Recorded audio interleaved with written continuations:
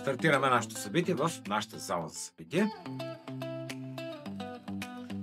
Поднесохме зелена салата с домати и запечено сирене. Тук участие взе Конвектомат iCombi Pro, където запеках сиренето с билките. Днес реших да направя ризото кейк.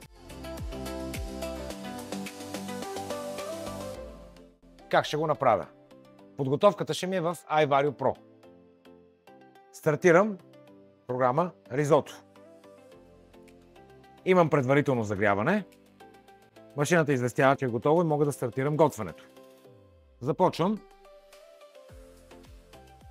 Ризото кек с малко пилешко месо и зеленчуци. Тук ми трябва не много висока температура, за да запържа добре месото и зеленчуците.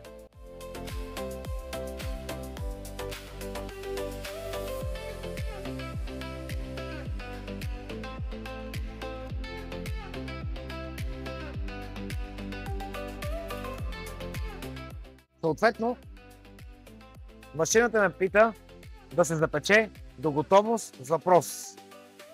Когато запържа зеленчука, месото, ориза, продължавам на следващото действие. Ако искам да добавя вода, бульон, бира, вино. Но, докато не го направя, поддържа температура, където аз си преценя кога искам да продължа следващото действие. Да си запържа зеленчука, месото.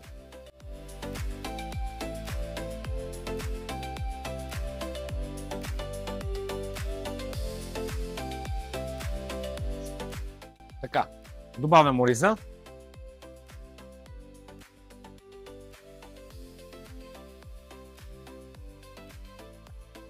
Който е хубаво да се запържи. Оригиналното ризото е хубаво самия ориз не директно да се вари, а да се запържи и постепенно да си добавя вода.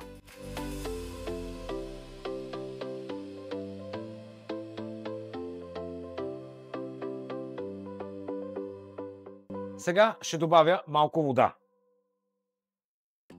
Рационал е свързан, iVario Pro е свързан с вода. Ето тук това е иконата за вода, капчицата, където мога до 1 литър да слагам. 1-2, колкото пожелая. В случая до 25. Автоматично пуска вода.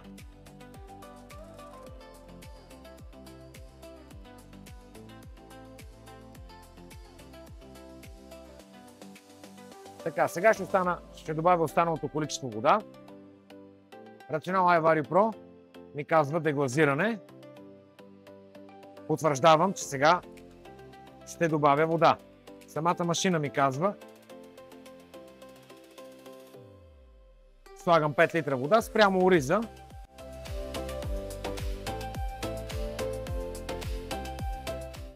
Следващото действие е да поставя сондата за вътрешна температура. Тя не е само за месо и за риба. Следи температурата в течността и по този начин машината ще знае колко температура да пуска, така че да не ми загори продукта. Слагам. Сега тук има още малко ориз, но имаме и душче. Леко ще отбере тук. След което казвам, че съм го направил. Потвърждавам. И започва някаква ниска температура на варене, задушаване. В някакъв момент може Рационал iVario Pro да ми каже да разбъркам. Но това е пак благодарение на интелигентното готвене. Тоест, когато го правя това, ясти каквото и да е, правя, след което мога да правя нещо съвсем друго и да не се ангажирам. Или, ако го правя с една обикновена тенджера или казан, аз трябва винаги да имам едно на ум, когато правя нещо друго. И тогава шанса да го загоря е много по-голям. А в този случай тази машина се явява вече и помощник, не само просто уред за готвене. Рационал iCombi Pro дава сигнал, че нашето ризото вече е готово. Край на готвенето. Тук имам няколко опции. Ако искам да продължа готвенето, ако искам да го задържа топло. Ако не, го приключвам. Преценявам, че съм приключил, добавям маслото и изваждам сместа. Сега ще ви покажа как. Добавих маслото. Хубава накрая на ризотото да се сложи масло. Някои колеги слагат и сметана. И сега ще извадя сместа.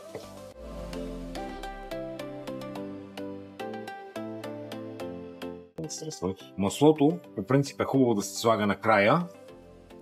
Да, естествено, за да не загори, не се слага в началото.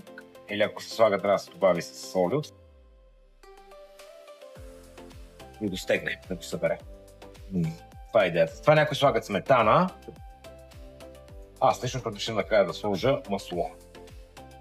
Виж как става сега гъсто. Виж? Между другото, стойката е произведена от рухлостта. И сега изваждаме.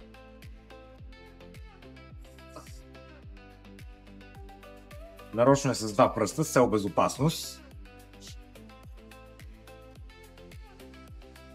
И сега обърнете внимание как няма да има абсолютно нищо загоряло. Със същия успех, някои от следващите видеа, ще ви покажа мляко с ориз как няма грам да загори. Но това става, работейки с интелигентните програми на Рационал. Абсолютно нищо загоряло няма.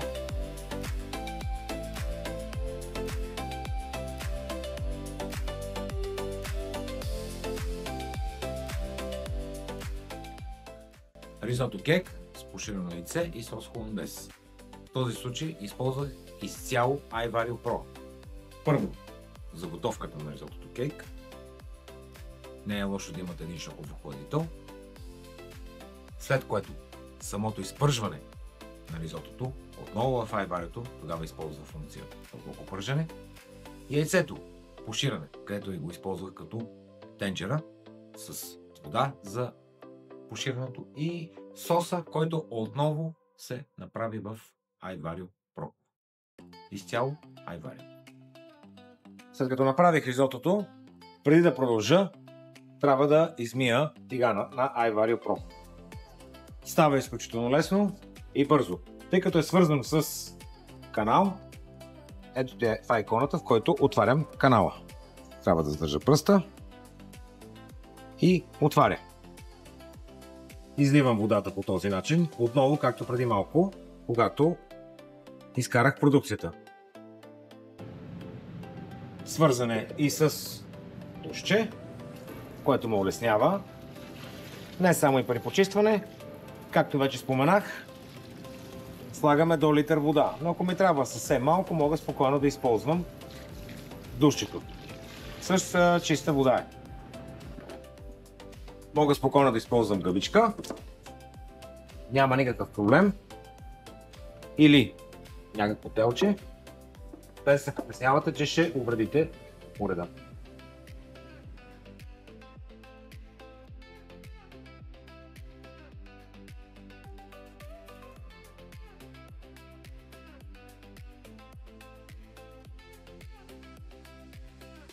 Така. Започвам гарнитурата на Джоана. Задушени картофи с розмарин и копър. Добре. Картофите са нарязани. Посявам ги с розмарин, малко поправки. Аз също предпочитам розмарин за картофите. И ще ги зареда в моментомат iCombi Pro без грам вода. Благодарение на парния си генератор ще работим на смесен режим на 100% влажност. Това е автоматичен процес в Rational iCombi Pro. Rational iCombi Pro сигнализира, че мога да стартирам нашите картофена формула.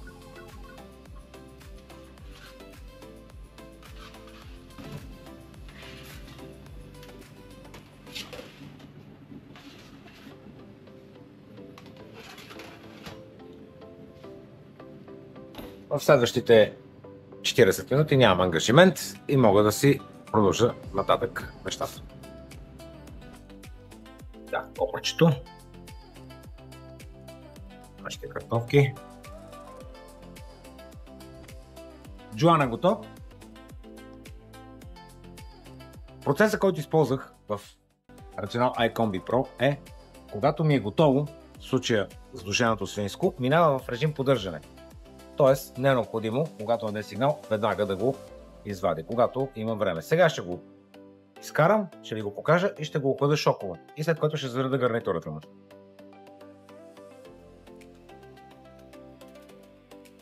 Бада тондата.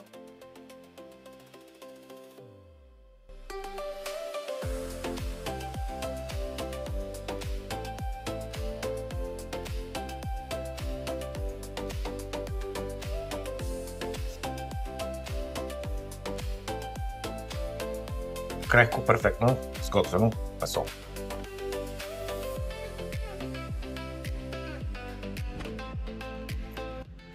Задушено свинско собствен сос с картофи на фурна. В случая използвах основно конвектомат iCombi Pro за основното и за гарнитурата, а соса беше на iVario Pro. Стартирам шоколадовия десерт в шоколадовия крем в iVario Pro. Така, отивам в раздел любими, запаметил съм си шоколадов крем. Rational iVario ми казва, моля, заредете. Сега ще сложа млякото и сметаната. След като съм заредил, потвърждавам. Сега Rational iVario Pro иска да вкарам сондата за вътрешна температура, за течността. Слагам, поставя на където в течността и потвърждавам. Сега Rational iVario Pro иска да затворя капак. Отварям капак.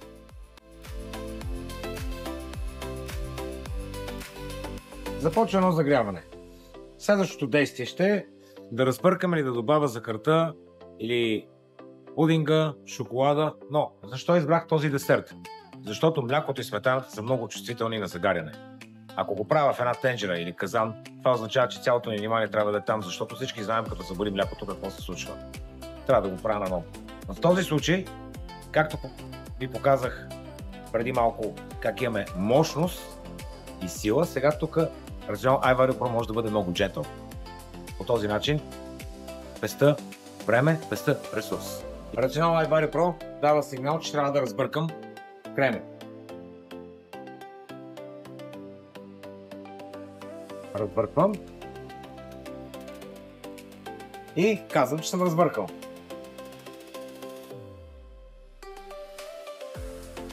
Сега ми казва да сложа следващите съставки. Махам сондата, иначе не ми трябва. Добавям захарта, както беше оказано.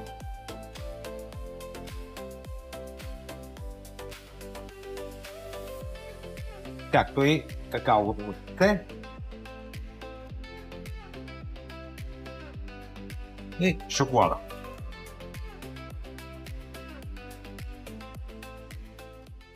Шоколадовия ни крем е готов. iVario сигнализира, че сме готови. Приключвам с процеса. И почвам да го сипвам по чинии.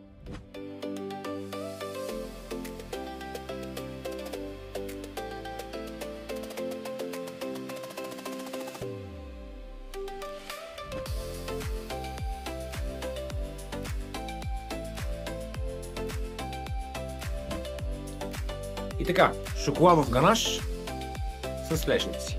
Цялото действие е правено в Rational iVario Pro с интелигентното готвене.